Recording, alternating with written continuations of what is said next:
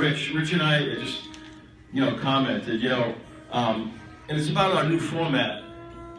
Andrea's segment was so dynamic and riveting, yet if we had been under the old format on the radio, your awesome segment would have been lost in the sauce because people listening on the radio wouldn't have seen what you were demonstrating. But now, people can go to the Halftime Howie show on Facebook, Halftime Howie on YouTube, and get the full effects. And that's why that segment was great. And I've seen when we get a big crowd at Joe's house, that would be awesome. We loved it, and it was great. And Rich, when I saw on the news that a Russian plane was shot down in Turkey airspace, I said to myself, Rich Kaplan will be all over this, and of course, I knew you were. And to talk about the big event of the week, our aviation expert who always is great and brings amazing props, Rich Kaplan. Thank you, Howie. Good evening, Long Beach. Good evening, Long Island. The skies are partly cloudy, but we've just been cleared for takeoff, so let's fly. Now, the downing of this Russian fighter by Turkish military didn't surprise me, despite what many people might think. A lot of people are surprised by this. I'm not, and I'm going to explain why. Russia has had a history all throughout the years of testing the airspaces of various countries.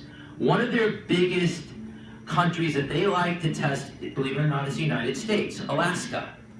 Elmendorf Air Force Base in Alaska operates a squadron of F-15s. You can literally set your watch that at least once every other day, they are going to scramble those F-15s to chase down a Tu-95 Bear, which is a 4-engine, counter-rotating nuclear bomber. The Russians use this aircraft to spy. Their main objective is they want to know what their enemy has. We in the aviation world, we refer to this as cat and mouse. It's kind of like the old Tom and Jerry.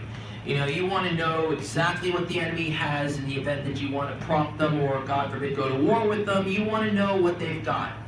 But in this particular case, what makes this so interesting is, from my standpoint, I have been spending countless hours racking my brain trying to determine if this pilot intentionally crossed into the Turkish airspace. I'm going to explain this whole thing and lay it out for you like I always, so let's get right to it. NATO is now facing a new potential Middle Eastern crisis following the downing of a Russian fighter jet by Turkish military. Now, I prepared a diagram here. Our videographer is going to show you. This is Syria, and this is Turkey.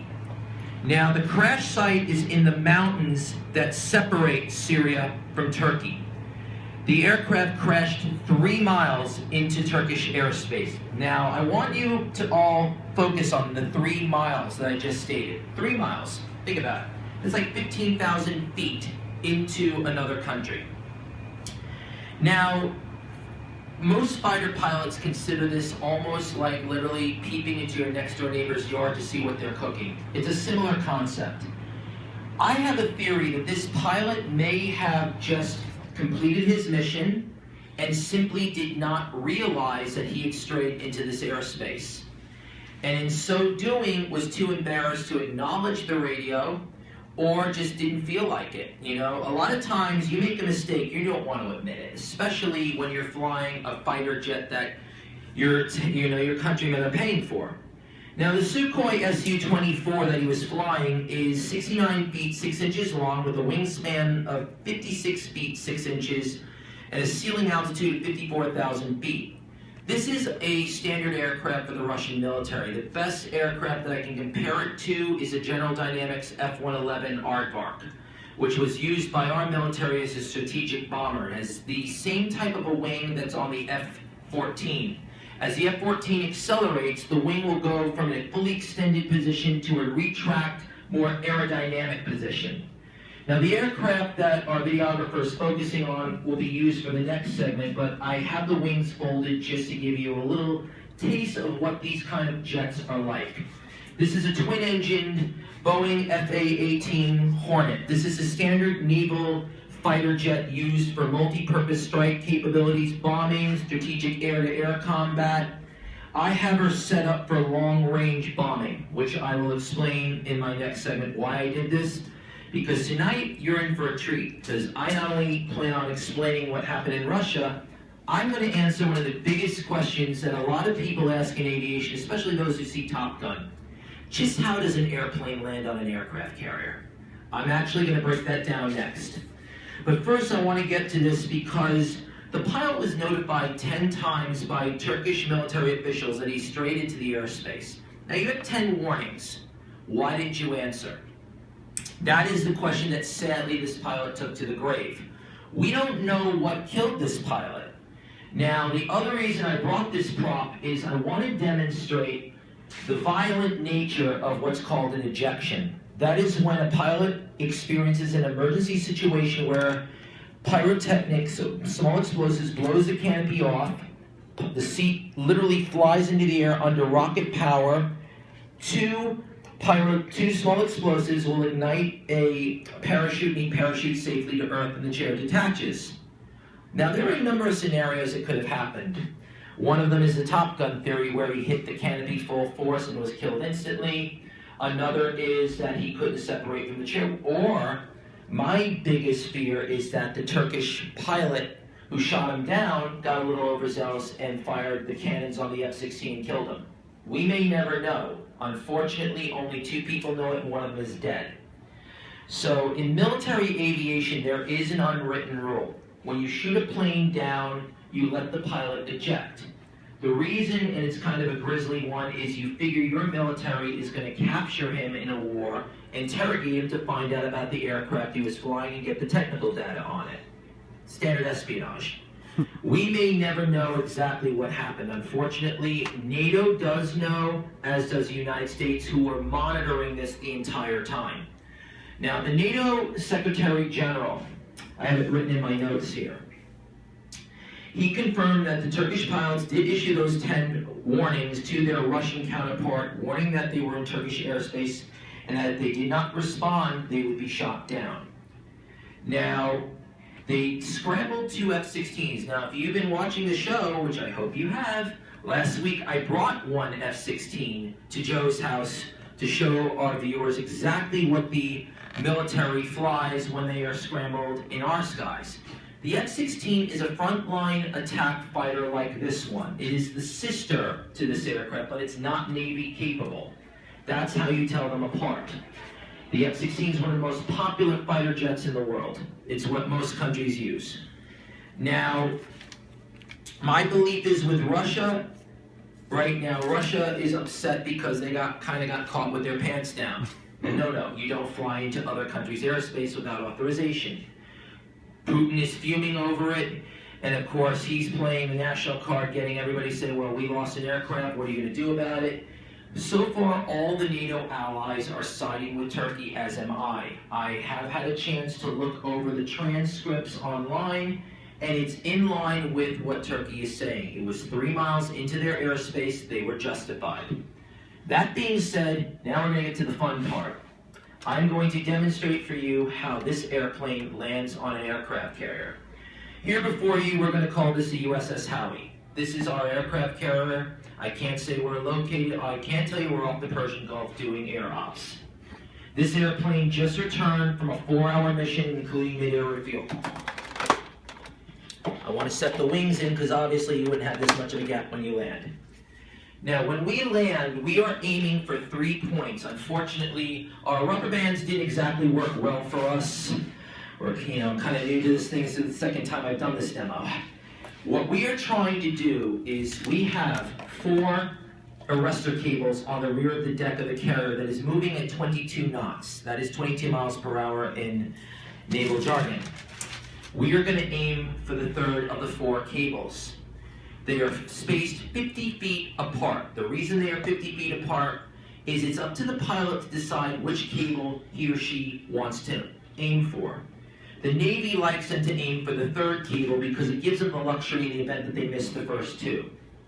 Now, the carrier landing, to give you a little insight, in aviation, we call it a controlled crash. It is one of the most violent things you will ever experience in flight. The reason why, you are coming in at 250 miles an hour, and this cable is going to slow you from 250 to 0 in 3.5 seconds. Now, 3.5 seconds is not very much. This right here is what's going to do it. This is called your tail hook. Now, it's not to be confused with the tail hook scandal. The tail hook is going to basically snag one of the cables as we come in. As we come in, normally on the rear deck of a carrier is called the meatball. It's a series of lights that guides the pilot in. As the light show from the sky starts to center out, it's telling the pilot what pitch and what angle he's going to land at, or she's going to land at. In this case, we try to land at a right angle. Once we hit, we snag this cable right here. As you see right away, it's going to literally pull the jet back. Now, one myth a lot of people don't know is that the engines will not throttle down. He throttles them up. He goes to full throttle. Now, the reason we go full throttle is because of the possibility of what's called a bolter. That is, that the cable didn't properly snag on our arrestor cable here. In other words, let's say that the hook bounces back. Now we have a situation. We missed our cable, we have to go off the deck and circle. We do a bolter, we go full throttle, we pull up, we take off, we go around, rendezvous usually with a tanker, mid-air refuel with just enough fuel to get us back. This particular circumstance, one of the terms that you've probably heard in Top Gun is called the ball. Ball basically is an acronym used by naval aviators, not pilots. They hate it when you call them pilots. Another thing you want to remember. Don't ever call a naval pilot a pilot. Call them an aviator. Naval aviators basically will then ident with ball a series of codes telling the controller what fuel level they're at, what altitude of pitch they are at, whether or not they need to adjust their ailerons, their tail, and so forth. You are in constant contact with your landing officer, or the LSO. Once the aircraft lands safely on the deck, the next thing we will do is to fold the wings. Now, in an aircraft carrier, a lot of people don't realize space is more valuable than real estate in Manhattan. You have to store at one time, it's not unusual to have as many as 50 aircraft on a carrier deck at one given time, ranging from F-18s to E-2C Hawkeyes, helicopters, the works. The wings will fold, you will taxi to a position, and then they will chain the aircraft to the deck. One of the reasons you chain the aircraft to the deck, of course, is you never know where you're going to be. Some carriers can operate in the Persian Gulf, some can operate in typhoons. You don't want a $29 million fighter jet going off the deck. So that's why you chain the aircraft to the deck. Now, I've explained and hopefully demyth for all of you how the aircraft lands on a carrier.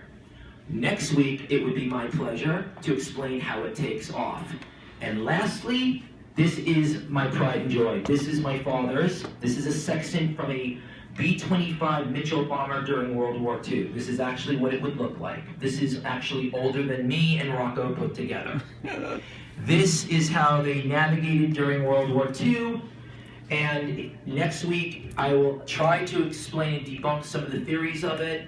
I actually have been doing this for years, and I still get confused on how my father explained it, because it's called a bubble system. I never understood what the bubble system actually meant. I don't think it blows bubbles. I'm sure it doesn't blow bubbles. But I'm looking forward, as I'm sure all of you are, to finding out. And once again, we've just been given our clearance from air traffic control for takeoff. It's always a pleasure talking to all of you.